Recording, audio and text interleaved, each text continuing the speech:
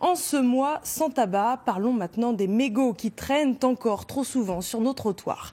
Une société finistérielle, la seule en France, s'est spécialisée dans le recyclage des filtres usagés. Le problème, c'est la collecte qui a un coût. D'où les partenariats qu'elle multiplie avec des entreprises, mais aussi des communes comme celle de Plougonvelin dans le Finistère, la première en Bretagne à s'engager. Explication signée Catherine Nobel, Gilbert Kefelec. C'est un nouveau type de mobilier urbain qui prend sa place petit à petit dans le paysage. Cette cigarette géante est en fait un cendrier. La commune de Plougonvelin a décidé d'en installer 5. Ça ne suffira sans doute pas à faire disparaître tous les mégots qui jonchent les trottoirs, mais cela devrait permettre une prise de conscience. Le fond du projet, c'est des points de collecte comme effet de levier pour que les gens entendent parler. Ah tiens, tu as vu, il y a des nouveaux cendriers. Le but, c'est que les gens parle du sujet des mégots de cigarettes. Nous, on va intervenir dans les écoles. Je vais distribuer des cendriers de poche auprès des commerçants, des riverains. C'est un projet global. Le but, c'est que les gens entendent parler que les mégots polluent, qu'il y a des solutions de recyclage ici, à la Pointe Finistère. Et donc, du coup, jouent le jeu et ne jettent plus les mégots par terre.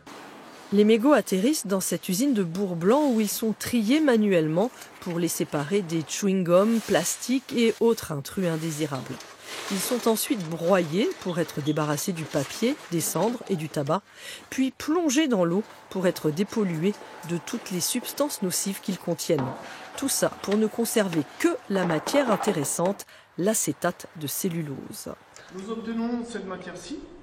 Donc il reste juste les filtres que nous broyons finement pour obtenir une matière comme celle-ci. Pour obtenir, avec la thermocompression, des plaques comme celle-ci. Avec ces plaques, on pourrait fabriquer à peu près n'importe quoi, depuis le porte-crayon jusqu'à du mobilier urbain. Mais pour cela, il faudrait une sacrée montée en puissance de la collecte de mégots. En 2 ans d'existence, la société a réussi à en récolter 2 tonnes, alors qu'elle pourrait en traiter 60 fois plus. Et pourtant, ce n'est pas la matière première qui manque. Depuis le début de ce reportage, il y a 2 minutes, plus de 250 000 mégots ont été jetés par terre, rien qu'en France.